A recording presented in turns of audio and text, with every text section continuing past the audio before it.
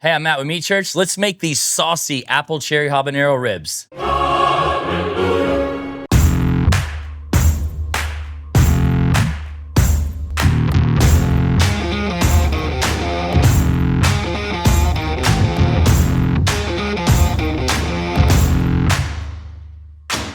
So we're gonna make apple cherry habanero ribs, really good. Nothing too earth-shattering here. We got a lot of new people in the Meat Church congregation, a lot of new subscribers since last year. It's been a minute since we've done ribs, so I thought I'll show you a really simplistic way to do it. Well, I've got 3 racks of St. Louis cut spare ribs here. These are ones I bought at Walmart. They're Prairie Fresh. I go in, I look for nice marbling. I look for them to be as thick as possible and no shatters in the front or back. And I also like to find straight bones. That will help you when you're actually slicing your ribs later. They'll be easier to cut. So that's kind of how I select mine. First thing I'm gonna do is I'm gonna cut this excess meat off the back. That won't cook properly. So I'll just kind of use my hand to lift it up here and I'm just gonna trim it away. Montana knife, chef knife, down in the description. All right, I'm gonna peel the membrane, something I do, not everybody does it. I like how the seasoning can penetrate with the membrane removed, so I use the paper towel method. You could also use the butter knife method, and I'm just gonna grab a corner of it. So I just get a little corner peeled up like that right there.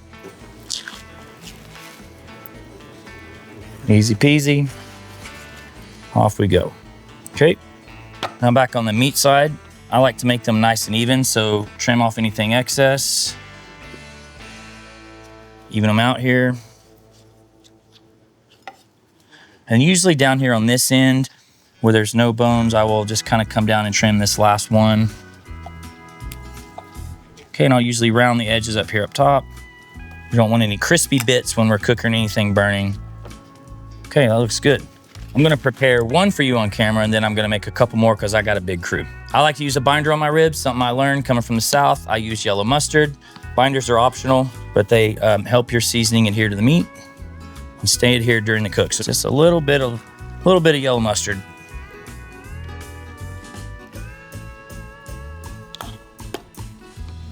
We're gonna keep it simple today. We're going down the middle of the road seasoning. We're gonna go with our all-purpose, the gospel, the best color in barbecue. If you could only buy one rub, this is the barbecue rub you want, and we're gonna go pretty liberal with it.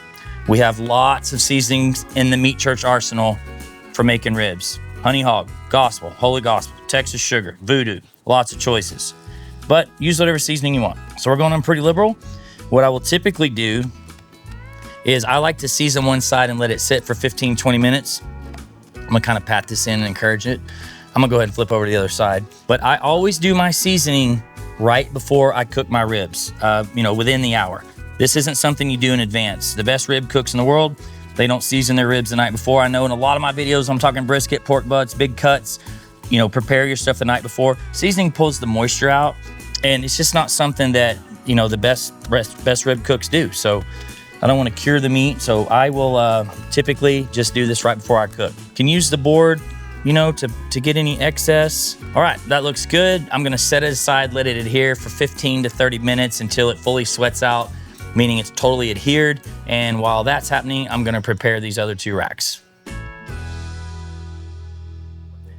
The seasoning is totally adhered. Let's talk about cooking. I like to smoke my ribs at about 275 in the first stage. Ribs for me are really a 3-step process. We're gonna put these in the smoker, unwrap just like this until they get a beautiful mahogany color. Then we're gonna wrap them up, put a little bit of stuff in it. We're gonna open those up for a 3rd step and put a little glaze on it, so super simple. So today we've got a Traeger Woodridge Elite with Meat Church pellets. My pellets are a mix of oak and hickory. Things I love cooking woods wise. I love hickory for ribs, I love pecan, I love fruit woods, particularly cherry. So those are all great choices. Again, rocking 275. Let me open this up, cook on whatever you want. I love this little grill. And look here, nice and adhered, beautiful. Nice and wet, that's when you know you're good to go. So we're gonna place these on. You can spritz them every hour, hour and a half if you want, depending on your cooker. If they're starting to look a little dry, hit them with a little cider vinegar. Other than that, we're just gonna cook them.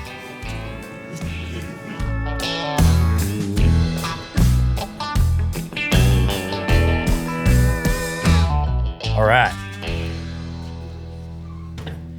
So these have been in about 2.5 hours or so. Depends on the size, on the temperature. I'm not worried about temperature here. What I'm worried about is that beautiful red color. Now there's a lot of ways to cook ribs. You can go unwrap the whole way. Our Texas style, you know, we'll basically cook these all the way through and only wrap them at the end to like hold them after they're done cooking. I really come back to this, what I've always called kind of a competition style rib, where when I get this beautiful bright red color, I want to wrap it up to protect that color so it doesn't get any darker and put some like really good tasting stuff in it. So I like a sweet heat. With that said, what I've done here is I have 6 sheets of heavy duty aluminum foil, 2 for each rack.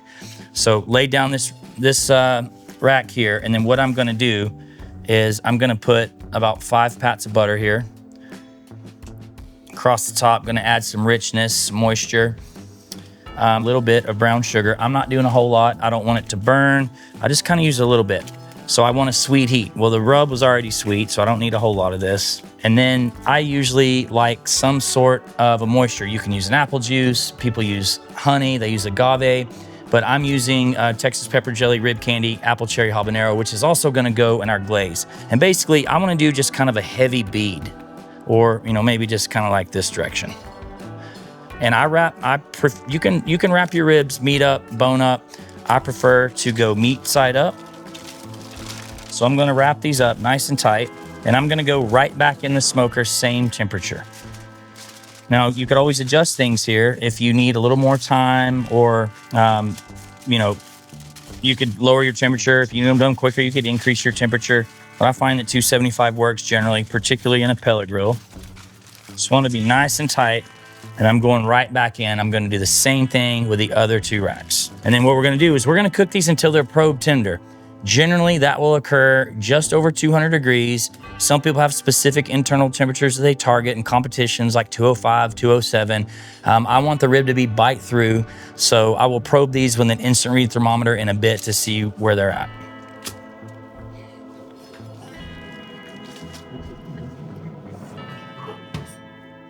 All right, well, I've been checking these ribs. They're about 205, right in between bones. And this has been about an hour in the wrap. So I've made a glaze I'm gonna show you that's in the pit. And what I did was I took meat mince womp sauce, and I took the same rib candy that we put in the wrap, and I mixed them 2 to 1, and just have been warming it up in a saucepan, which I have inside the smoker. So I've got that right here. Usually I like to glaze in the smoker. You are obviously going to lose heat if you choose to do it this way. I could do it back on the board.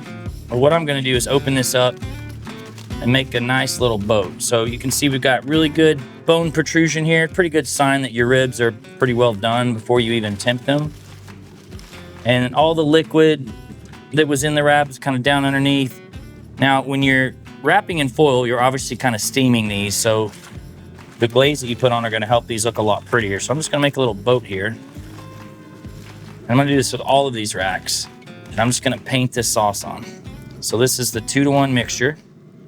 A little cast iron pan I've got here.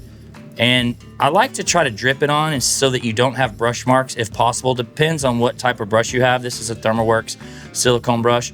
You certainly can brush it on. Some people use like a little paintbrush, but I would rather not have the brush marks, so I choose this method. So what I'm gonna do, I'm gonna make sure I've got sauce over 100% of the ribs like you see here, and then I will let them tack up somewhere between 10 and 15 minutes, depending on the sauce you use, how thick it is, the look that you're going for, and see visual difference in this side of the ribs versus this. Obviously, it's gonna look a lot prettier over here. So not only are we adding flavor, we're adding some presentation as well. We'll spend about 15 minutes. Let's pull the ribs off.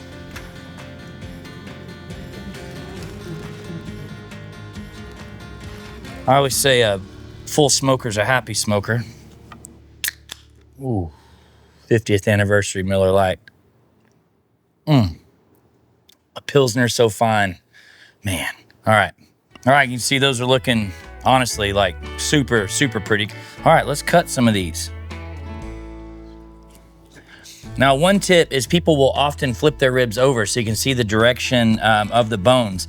The problem when you do like a really pretty finish, you don't want to flip them over because you don't want to mess the sauce up. And I can already feel here the bones are starting to move. There we go. A super pretty rib there. You can see like total smoke all over that thing. Man, I gotta get into this.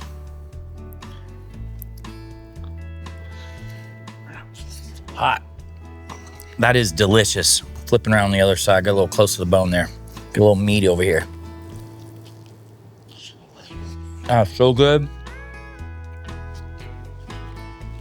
So for me, I know that Gospel is great on pork.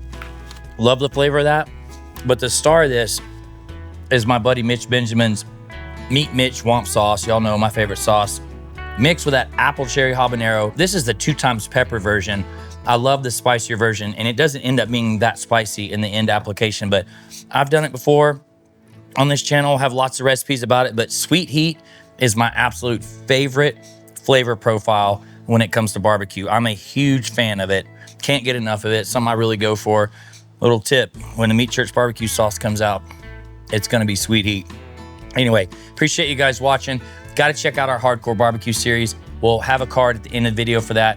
We're in our 4th season of that series. We've got barbecue videos on anything and everything that you want to smoke, from beef back ribs to you name it, they're all in there. Like and subscribe. Appreciate you guys being here. See you next week.